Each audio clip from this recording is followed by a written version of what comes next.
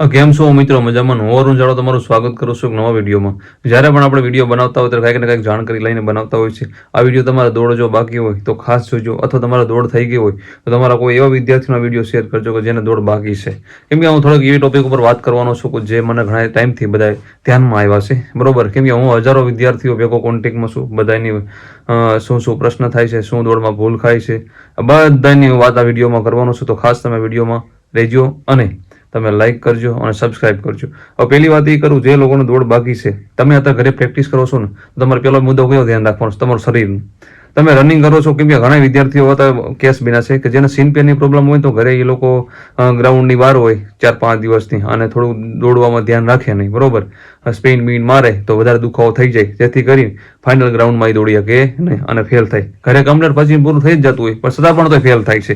તમારે એ ધ્યાન રાખવું છે, તમને કોઈ પણ પ્રકારનો દુખાવો હોય કે ન હોય, પણ આપણે છેલ્લા દિવસો હાલતા હોય ત્યારે આપણે ખોટી સ્પ્રિન્ટ મારવાની નથી. ખોટું હોય આપણે કાંઈ નાટક કરવાના નથી. પછી જે કાંઈ હોય એ બધું આપણે ફાઇનલ ગ્રાઉન્ડમાં દેખાડી દેવાનું છે, ત્યાં દોડમાં જઈને, બરોબર? અને જ્યારે તમે દોડવા જાઓ ત્યારે ખાસ એક બીજી પણ વાત કરું, ગ્રાઉન્ડમાં અંદર ઉતરો ને ત્યારે કોઈ પણ માણસ બરખે દોડતા હોય, 200 છોકરાની સંખ્યા હોય, એમાં તમારે પડખે જે કોઈ માણસ હોય એની ખાસ તમારે ધ્યાન રાખવાનું. કેમ કે ઘણા કહેવાય કે ગામ હોય ને 5 હોય અને શું કહેવાય બધા પ્રકારના માણસો હોય, એટલે આપણે ત્યાં કણે કોઈ આપણને કોઈ ભટકાય નહીં, કોઈ ઓલું ન થાય, એ વસ્તુને ખાસ ધ્યાન રાખવાની છે. કેમ કે આજ 2-3 વિદ્યાર્થીઓ પણ મને જોવા મળ્યા કે કોઈ બીજાના ભટકાવાથી પડી જાય અને પછી ભાઈ ગ્રાઉન્ડ પાસ કરી શકતા નથી, ક્યાંક ને ક્યાંક દુખાવો થઈ જાય. આપણે એ પણ ધ્યાન રાખવું છે, આપણને કોઈ ભટકાય નહીં અને આપણે એ રીતના સ્વતંત્ર દોડવાનું છે કે આપણને કોઈને અડચણ રૂપ ન થાય અને કોઈ આપણને ન થાય, એ રીતના આપણે દોડવાનું છે. અને અંદર તમે ગ્રાઉન્ડમાં જાઓ એટલે કોઈ પૈકી કોઈ જાતની ચર્ચા કરવાની નથી, જેથી કરીને તમારું ગળું કાંઈ હુકાય નહીં. નકર તમે અંદર જશો તો ગળું તમારું હુકાઈ જશે, બધા પૈકી ચર્ચા કરશો ને પછી દોડવામાં તમને તકલીફ પડશે. એટલે આપણે અંદર જ્યાં પાસ ન થાય ત્યાં સુધી આપણે કોઈ પૈકી ચર્ચા કોઈ વસ્તુની કરવાની થતી નથી. અને એ ખાસ તમને વિનંતી છે. અને એક ચાલુમાં તમને કહી દઉં કે તમે ઇન્સ્ટાગ્રામમાં આવી આવજો, અરુણ ચાવડા મારું આઈડી છે, ઇન્સ્ટાગ્રામમાં સર્ચ મારજો. ત્યાં હું બહુ વિડીયો બધા મોટિવેટ થાય એવા બધા મૂકું છું અને કંઈક તમને હેલ્પફુલ થાય એવી વસ્તુ ત્યાં કરતો હોઉં છું, તો ત્યાં જોઈન થઈ જાઉં તમારે. અને બીજી વાત એ કરું કે દોડ પાસ થઈ જાઓ પછી વ્યવસ્થિત લેખિતમાં લાગી જજો. કેમ કે લેખિત પણ બહુ મહત્વની છે. જેટલી દોડ મહત્વની છે એની કરતાં ડબલ લેખિત મહત્વની છે. એટલે લેખિતમાં પણ ધ્યાન દેજો. કેમ કે તમને ખબર જ છે, બધા એમ કહેતા છે ગ્રાઉન્ડ બહુ કઠિન છે, છતાં પણ ઘણા એવું કરે છે ગ્રાઉન્ડ પાસ કરવું એમાં શું.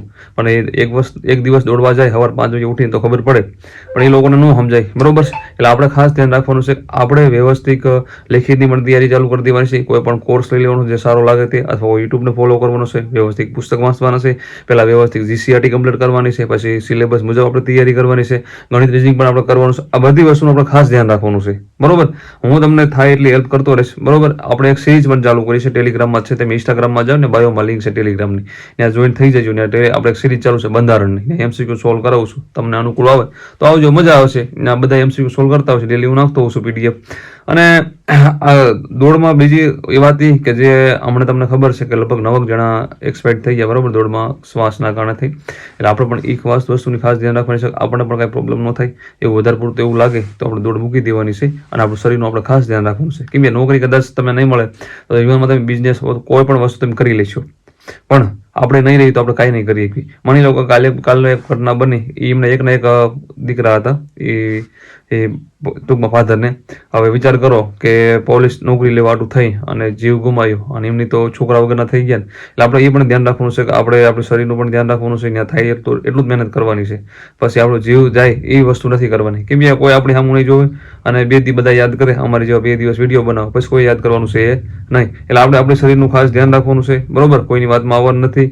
બધી રીતના આપણે ખોટું ડિમોટિવેટ નથી થવાનું. ફેલ થાય તો પણ ડિમોટિવેટ નથી થવાનું. નવી ભરતીઓ આવવાની જ છે, અથવા CCની ભરતી આવે, બધી ભરતીઓ ચાલુ જ છે અને નવી ભવિષ્યમાં પણ આવશે. તે ભરતી કોઈ દિવસ બંધ થવાની નથી. એટલે એ વસ્તુનું ખાસ ધ્યાન રાખવાનું છે. તો જય માતા. આઈ થિંક તમે બધી વસ્તુ સમજી ગયા છો. મેં તમને શું કીધું મને જ ખબર, પણ કાંઈક તમને ઉપયોગી બને એવું મેં કીધું હોય. જય માતાજી.